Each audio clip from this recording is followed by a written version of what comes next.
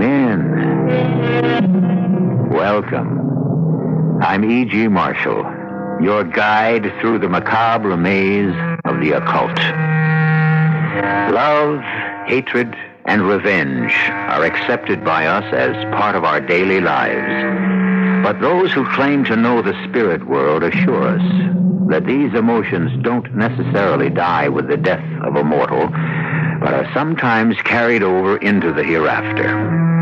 Our tale deals with love, hatred, and a revenge that reached from beyond the grave and made a mockery of the marriage vow till death do us part. Honestly, Jack, do you think Vinnie will come along with us on our honeymoon, too? Now, Anne, don't talk like a fool. Vinnie is dead. Forget him. He won't let us. Your dear, dead twin brother just won't let us alone, and it doesn't seem to bother you any more than it did when he was alive and tagged along on all our dates. Jack, I can't live with a ghost. All right, Anne, what do you want me to do, kill him? You know as well as I that Vinnie's already dead. Just make him stay that way, Jack. Just make Vinnie stay dead.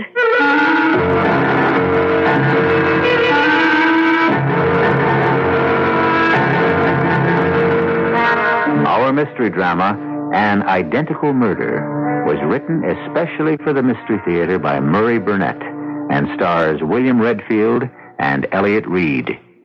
It is sponsored in part by Buick Motor Division and Contact, the 12-hour cold capsule. I'll be back shortly with Act One.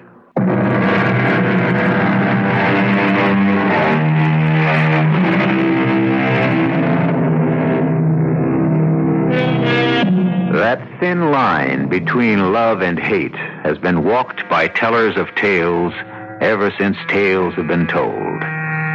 For other storytellers, the line between life and death became a thoroughfare on which they balanced fascinating tales of terror. Today, we cross both lines, love and hate, life and death, as our path leads us to the ultimate unknown terror. Our guide along this path is a man named Harry Carlson, who's more experienced climbing mountains than dealing with the unknown.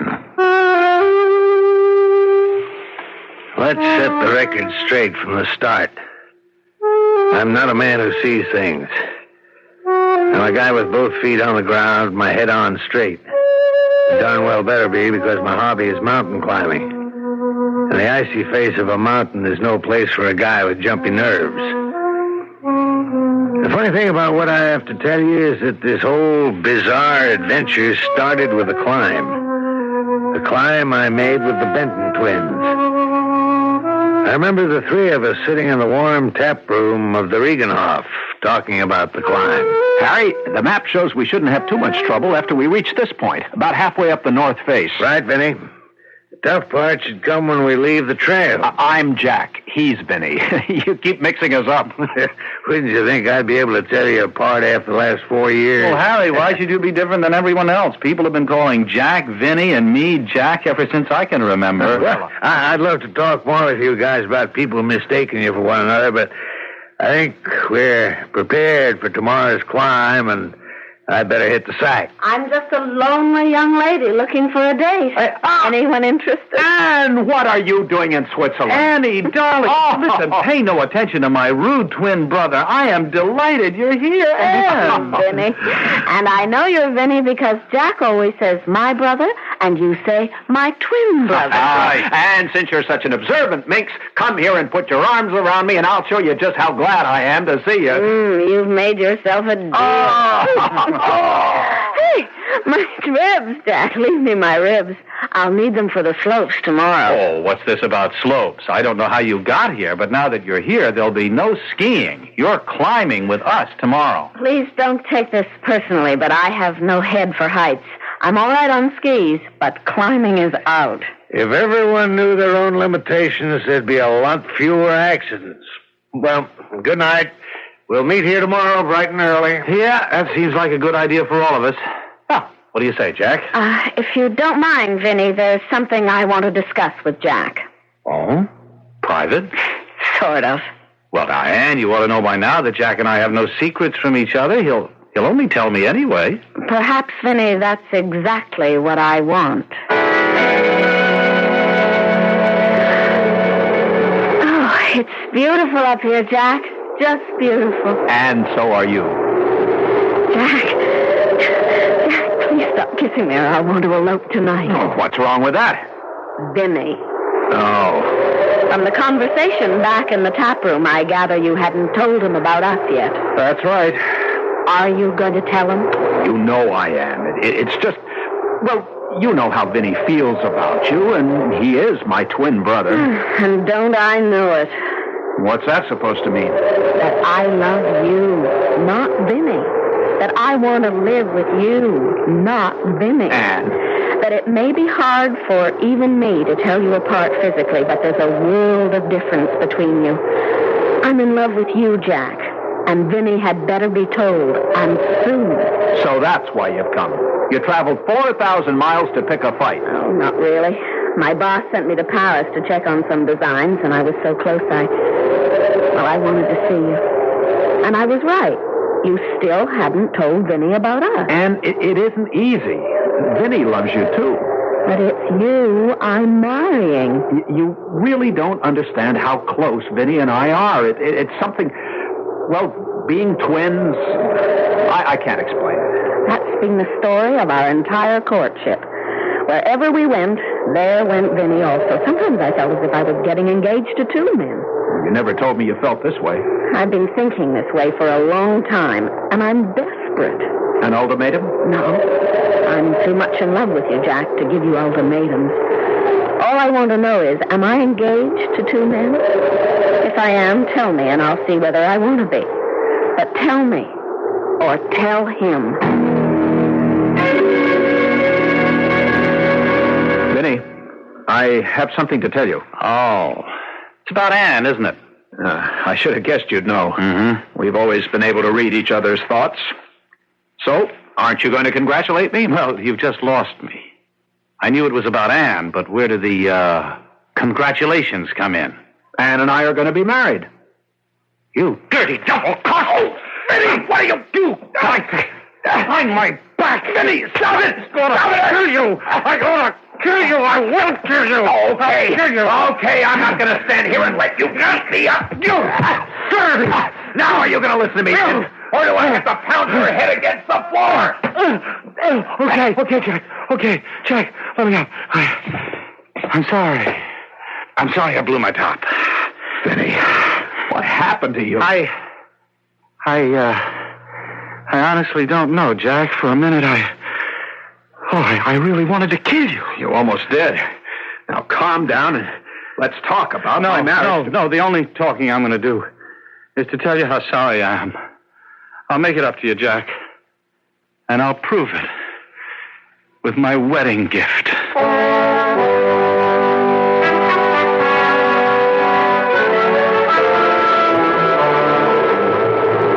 How you doing, fellas?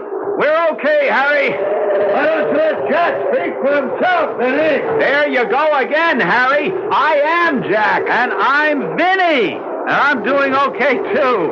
How far are we from the summit? I'll keep you straight somehow. Jack's the low man on the line, and Vinnie, you're next, right? Right. How far from the summit? Not too far. Couple 100 feet or so. Uh-oh. Trouble? Yeah, a little. Oh, what is it? There's a pretty easy path to the summit, but to get there, it looks like a tough summit right in front of me. How tough? I don't know. I don't want to get you guys started on it until I know a little more explore it. Well, how long do you think it'll take? Oh, not too long. I don't want to untie my rope. You guys be all right? We'll be fine. Hey, the wind seems to be getting stronger. Yeah, it is. And the storm can be real tough. Maybe we ought to forget the summit and start back down, huh? No, let's give it a try, Harry. Go and take a look at the traverse. Oh, okay. Well, watch yourself. Vinnie, you hang on to my rope. All right. I'll call on again when I return. Hey, that wind's really rising. okay, Jack? Fine, Ben. How about you? Well, I'd like it better if we were a little closer together. Can you come up a few steps? Why not? Hang on to the rope. Right. Hey, Ben, don't let the rope go slack. I'm having trouble. I'm slipping. What's that? I can't hear you. Ben, I can't get a foothold. I'm slipping. The rope, Vinnie. Help!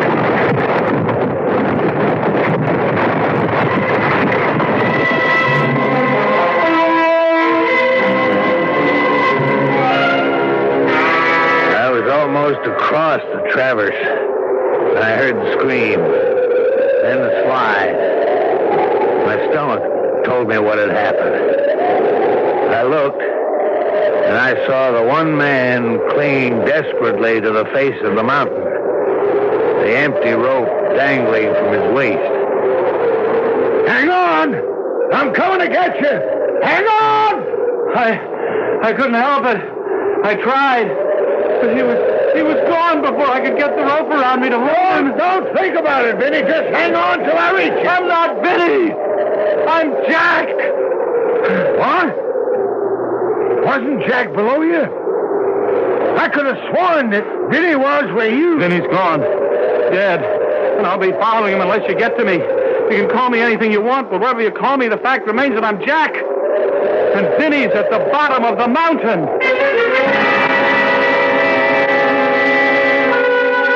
I dreaded going back to the Reingehof. I didn't know which I feared most.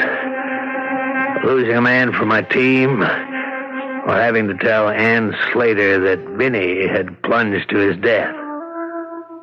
Fortunately, Jack spared me the latter ordeal. But I was put in the middle of a strange and painful scene. The fault was mine, Ann. All mine. Vinnie called to me and I pulled on the rope, but it slipped, and then he was gone. I'll never forgive myself. Never.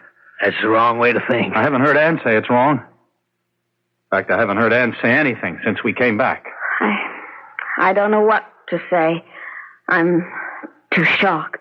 Well, that's understandable. Maybe we ought to get a doctor. Oh, no, thanks, Vinnie. What am I saying? I called you Vinnie. Oh, of course. Vinnie is on your mind, and... Oh, no, Jack, don't hold me. I just want to be alone. Oh. I'm sorry. I'll see you in the morning. It looks as though it's going to be a difficult situation for you, Jack. She'll get over it. She has to. Because she's a girl I love. And I'm going to marry.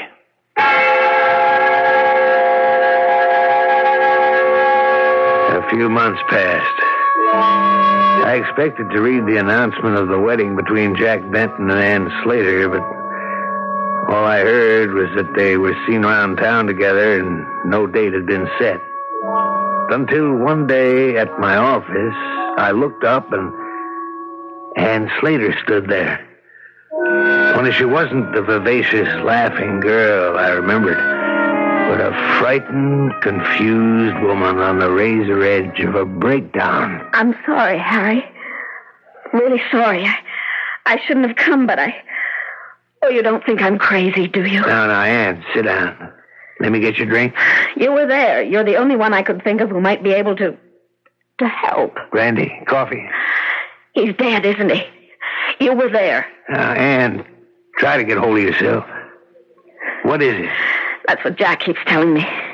He says it's all in my mind, but I know it isn't. It isn't. Ann, why didn't you start somewhere and explain so that I can understand? It's Jack and Vinnie. Vinnie? You know how close Jack and Vinnie were, but what you couldn't know was that all the time Jack and I were dating, Vinnie was along. What does that have to do with then? Heaven help me, but I think we still are. I think we still are a threesome.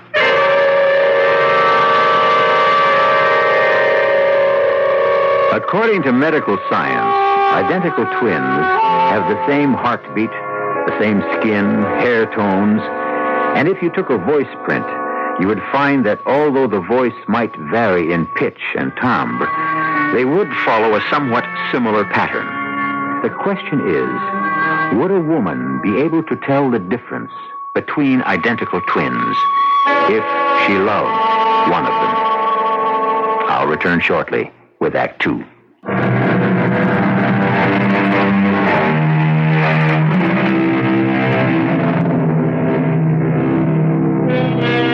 Two's company and three's a crowd.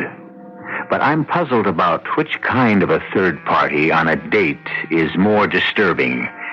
A dull and insensitive bore who refuses to take any hints about leaving, or an unseen but definitely felt presence. In other words, a ghost. Ann Slater is trying to explain how she feels about this ghostly third party as we continue with our strange tale. I feel so disloyal. You must remember, I'm the one who's supposed to help Jack forget about his brother's unfortunate accident. And it seems I just keep reminding him of it instead. Man, you still haven't made it clear to me just why. Wherever we go, Vinnie's with us. Well, that's not possible. Vinnie's dead. I know that, but just listen. Last night, we went to the pump room for dinner.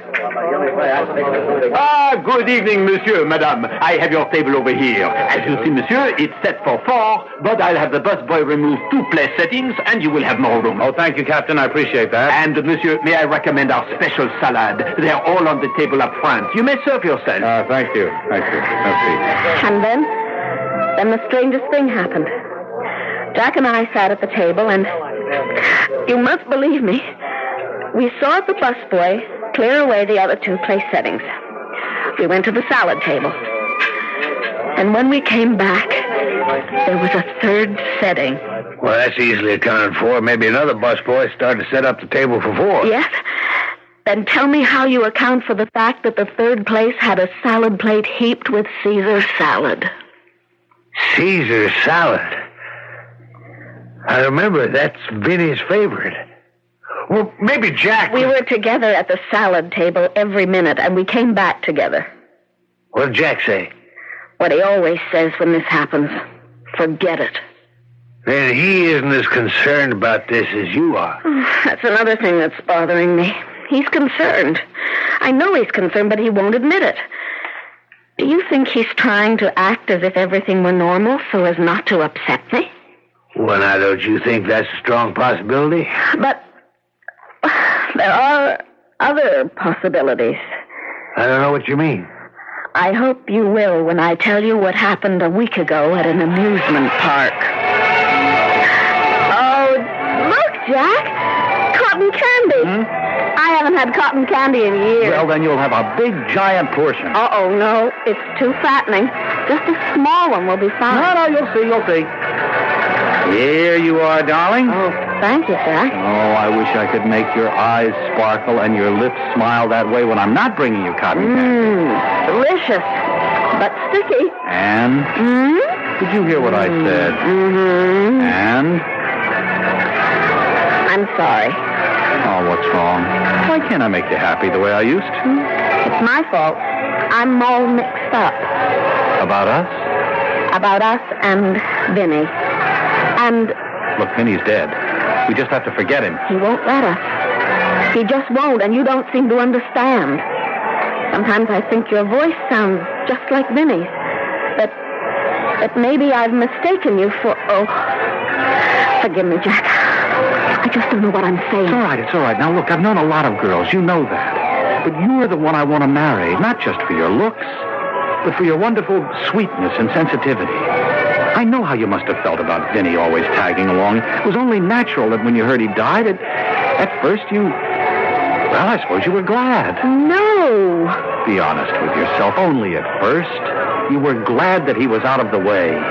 And because you're feeling guilty about it, you're letting that feeling lead you into imagining all sorts of ridiculous things. You think that could be the explanation? Oh, darling, I'm sure of it. Now, look, let's just forget all about Vinnie and enjoy ourselves.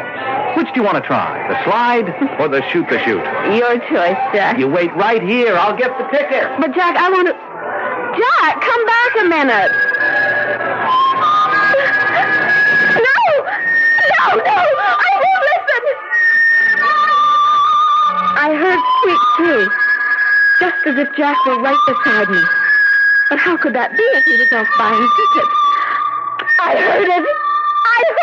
All right, Anne. All right. Now, you thought you heard it. Oh, no one believes me. I'm not sure what it is you want me to believe, Anne. You were also there when it happened, on the mountain. You would know definitely which one of them fell. Well, I heard the shouts, but I didn't actually see. There's one way we could be sure. One way there'd be no doubt at all. How? Fingerprints. If the body could be recovered. No chance. Not at least until the spring thawed. But Anne, that still wouldn't explain the strange happenings. Maybe not.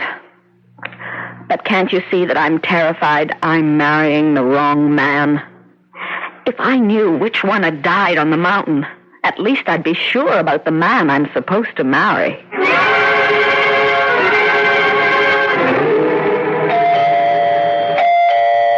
I'm coming. Jack! Hi. Didn't you get my note? Oh, you bet I did. That's why I'm here.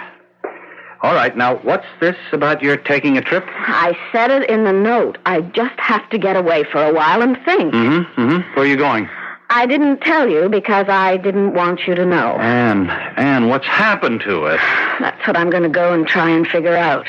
Look, you're not going. What? I mean it, not without me. I love you. I love you more than life itself. Jack, that's very sweet. But if you do love me, you're going to have to let me get away for a short while to get my head straight. Why, what have I done to you? I'm afraid I've done it to myself, Jack. It's not you. All right, well, look, may I have a cup of coffee? It will have to be instant because I don't want to miss my plane. Okay, instant. Lucky I left the kettle out. I put most of my other pots and pans away. Look, if it's too much trouble, don't bother. It will only take a minute.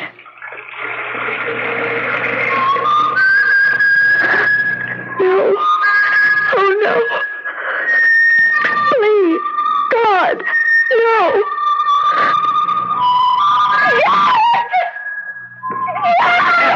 Anne, what is it? What's the matter? You've been sitting in that chair all the time, haven't you? Yes, of course. I mean, you didn't come into the kitchen, did you? Well, darling, I told you I've been here. Now, Anne, what is it? What happened? Nothing. I just got frightened. Darling, come on, tell me. I thought I heard you whistling Sweet Sue. You thought Sweets? Well, why should that get you so upset? As a matter of fact, I was. No, but I heard it close up in the kitchen with me. Oh, you see, I'm worried about your being alone. The kettle. I'll get your coffee. All right. Look, at least let me drive you to the airport, will you? Please forgive me, but I have to finish packing. Here's your coffee. All right. What about the airport? Let me think about it while I pack. 3 valises? How long are you thinking of staying? Until I feel I can handle the situation. You can close the one on the love seat. All right. Is it all right if I put my coffee on the night table? Be my guest. Your guest. I'd rather be your husband. Oh, love. When are we going to get married? I always forget my toothbrush. No, there it is. Look, Anne, did you hear my question? I heard. Well? Let's go back into the living room. All right, what about the other valise? I'll leave it. I may have some last-minute things. Now what? Look on the table. Right there on the table. What? You mean the coffee cup sitting there? And the lighted cigarette. I don't smoke. And you haven't lit a cigarette since you came in.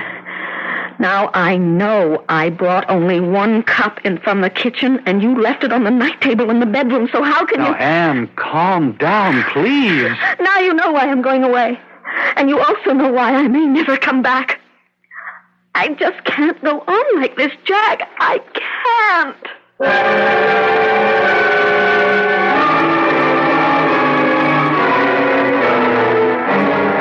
Harry, you know where she went, and you're going to tell me.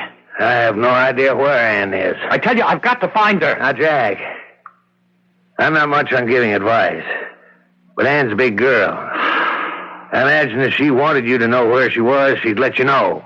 Harry, tell me this. Did you and Ann talk about that day on the mountain? I've already told you I think you should ask Ann about our conversation. Oh. Now, look, Jack, I got a lot of work to do, so if you don't mind... Yeah, I get it. You're kicking me out, aren't you, Harry? Oh, please, Jack, What's that? Who's... I was looking at you, and suddenly I heard... Your phone, Harry. What?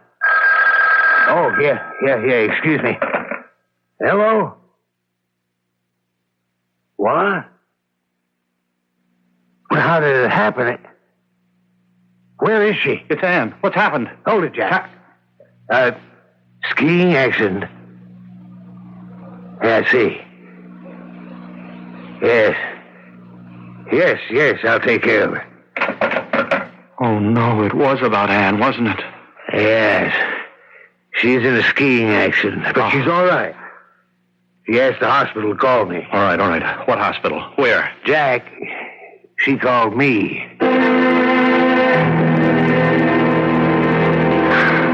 Harry, it was sweet of you to come. They tell me I should be out in a few days. Well, what happened? Jack has told me so many times you're an expert skier. What happened really had nothing to do with skiing. It was eerie. I was all alone at the top of the run. It was a beautiful day.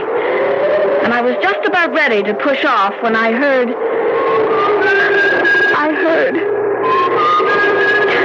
I looked around, but I was alone, and then I heard someone whistling.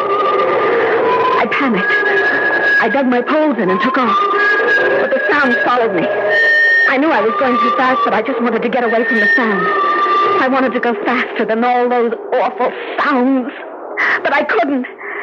And then, well, I never even saw the tree I hit. And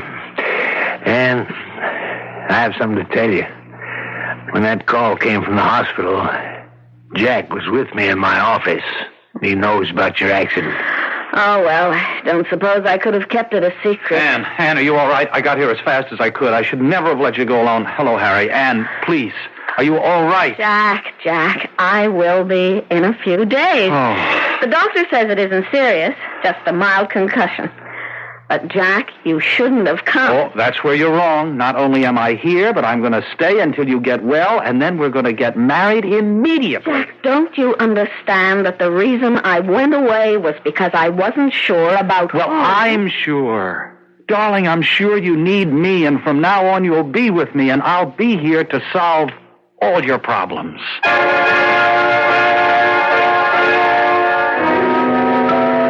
Having the man you love by your side in times of trouble can be a great comfort.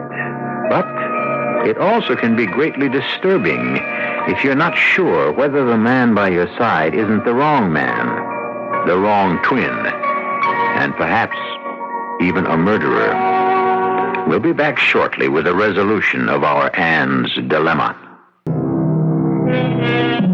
The phrase ménage à trois means a household made up of 3 people, usually 2 men and a woman. But the 3 can be any combination that medical science and the new sexual freedom can devise. In our story, Ann Slater, 1 week before her marriage to Jack Benton, was deeply worried about a possible ménage à trois. But her concern was that the 3rd person in her ménage was a ghost. Harry Carlson, the best man, was also worried. I certainly didn't relish the idea of Jack Benton asking me to be his best man, but my guilt over the death of his twin brother left me no choice. And so, 3 days before the wedding, I found myself Jack's guest at a charming cottage by the sea that he and his brother had inherited. It was here that he had decided to spend their honeymoon. Now, we were alone that first night, just Jack and me. Well, I'm sure glad you could make it, Harry. There's no one in the world I'd rather have as my best man, except, of course, Vinnie. Thank you for the compliment. Who's upstairs? Well, you're the only guest. Yeah, but there's somebody up there. Surely you can hear the footsteps. There's no one there. Oh, you must be putting me on, Jack. I tell you, there's no one. Now, don't tell me you don't hear those steps. Must be someone making them. Well, okay, if you want, you can look for yourself. That's exactly what I'm going to do.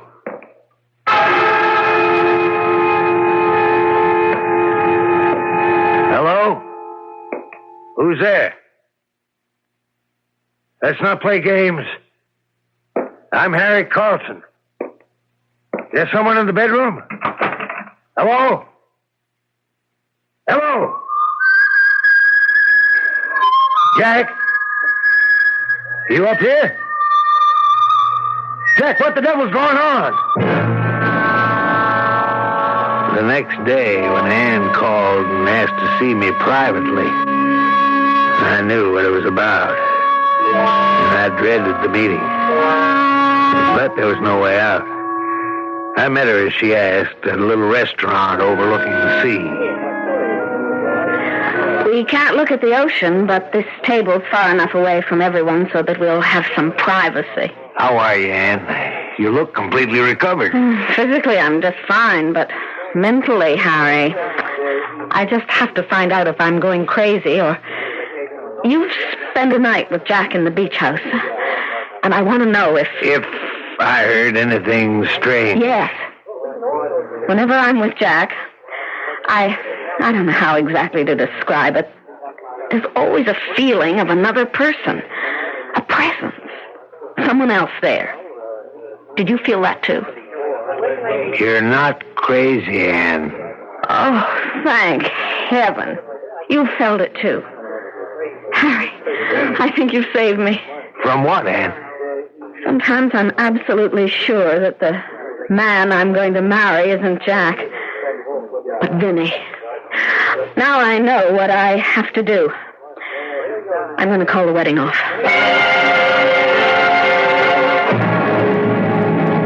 I thought it was supposed to be bad luck if the bridegroom saw the bride before the wedding. I think it's only on the same day or something like that. And alone here in your room at the motel, what will people say? What will people say when they hear that there's not going to be a wedding? You know, I've always loved your sense of humor, until now. I'm not joking. No, you're not. I don't mean I won't marry you. I will just as soon as you level with me.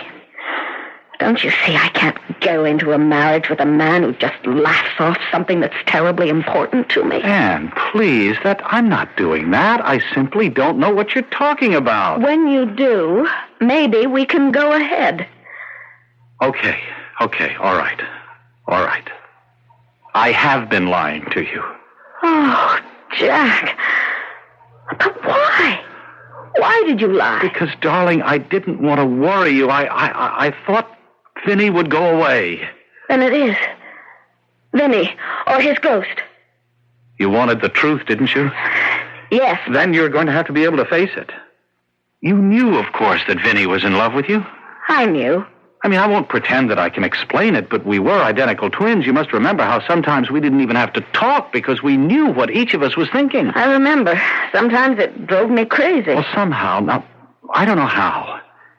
Vinnie is still with us. I feel him at times so strongly that I've even started talking to him. Then you're saying that Vinnie is a ghost.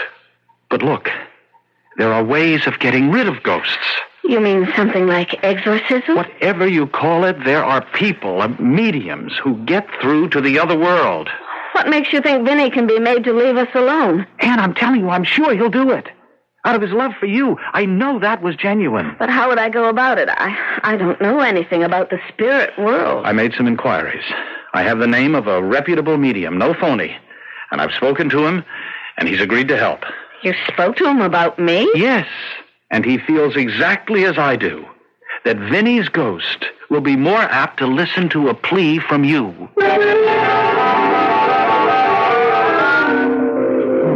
is your first visit to a medium? That's right. Mm-hmm.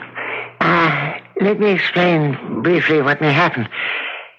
I will go into a deep trance, and I will call to him and ask him to talk with you.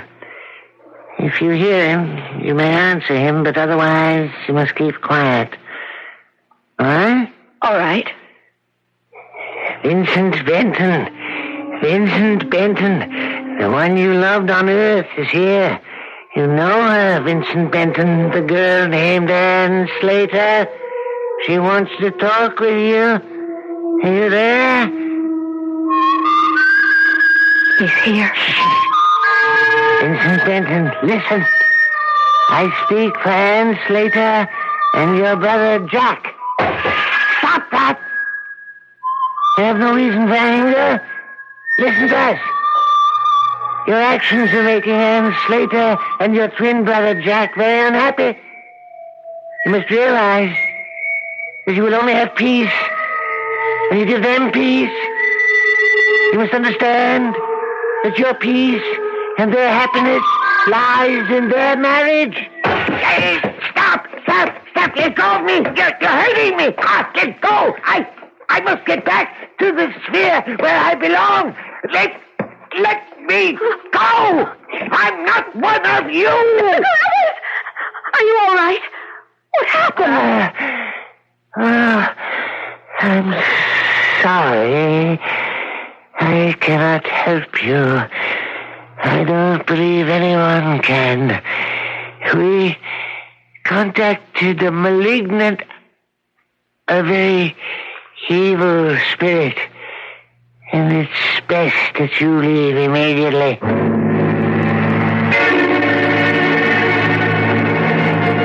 And the wedding took place just as planned. As I followed Jack and Ann up the aisle, I felt the hair on the back of my neck stand up. I looked around. Everything seemed perfectly normal until Jack took Ann's hand. Oh, your hand's like ice, Jack. Harry, do you have the ring? I handed Jack the ring, and suddenly my blood ran cold, because very faintly I heard it. I knew that Anne had heard it too, because I saw her lips tighten. But her hand was steady as the ring went on her finger. And then it was over. And they were man and wife.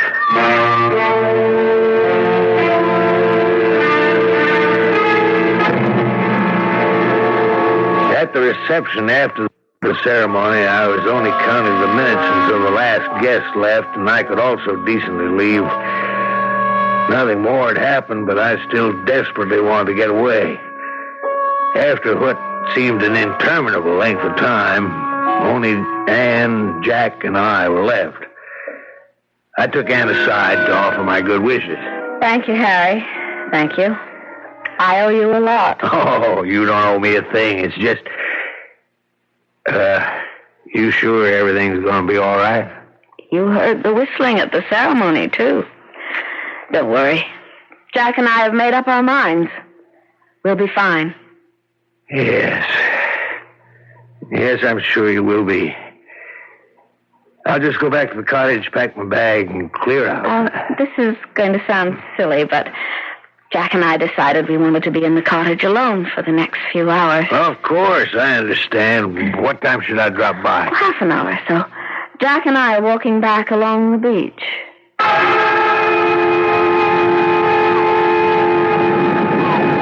I don't ask you to believe what happened next. I only tell you what I saw with my own eyes. I stood on the steps of the church and watched them walk on the wooden planks that had been laid along the beach to form a crude boardwalk. Their backs were to me, and Jack's arm was around Anne's waist, when suddenly, I'll swear, there were two arms around her waist, and one of them was encased in ice. Why is it suddenly so cold? I think the wind has come up. I don't feel any wind, but Jack, I'm freezing. Let's walk faster. Darling, I can't. Look, you run on ahead and light a fire, will you? I'll be along in a minute. Don't be long. I won't. Jack, please let me go. I really tried. I tried to throw you the rope. Look, believe me. You know Anne would never have married me. I had to take your place. It was better for Anne.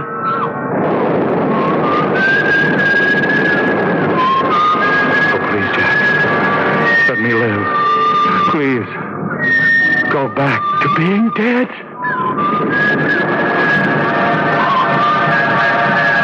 And as I watched, the arm encased in ice grew to a whole man, who with his icy arm locked around the bridegroom's shoulders, led him inexorably off the planks and across the sand and into the sea, where they both disappeared from view.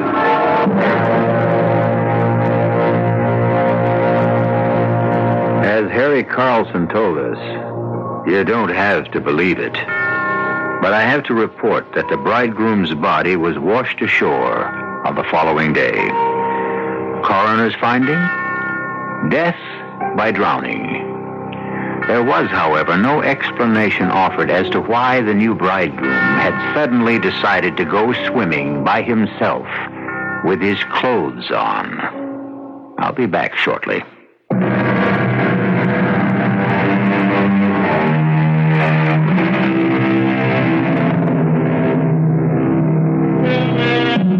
Castor and Pollux, the heavenly twins fixed and immutable in the sky, made a bargain with Zeus. When one died before the other, they were to be together always. Only they were to spend 6 months in heaven and 6 months in hell. I like to think that the Benton twins made the same deal to be together. But what troubles me is which twin belonged in heaven and which in hell. Our cast included Elliot Reed, William Redfield, Roberta Maxwell, and Robert Dryden. The entire production was under the direction of Hyman Brown. And now, a preview of our next tale. But who are you?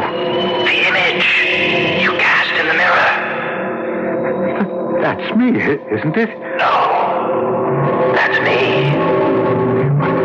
I can't believe this. You're what? What? Drunk? You never drink. Mad? You're the sanest man in the city. I've seen things. Why? What's happening to me? That's it, Jerry. What is happening? I've gone mad. You will be. Soon, Jerry. Unless you fire that girl. Why should I fire her? You know why. I don't know what you're talking about. If you don't get rid of her, you're headed for ruin, disgrace, death. How can you say that? It's true. You know it's true. Don't you, Gerald? Deep down, way down. Don't you know where it must end? How it must end? Radio Mystery Theater was sponsored in part by Anheuser-Busch Incorporated, brewers of Budweiser. This is E.G. Marshall inviting you to return to our Mystery Theater for another adventure in the macabre. Until next time, pleasant dreams.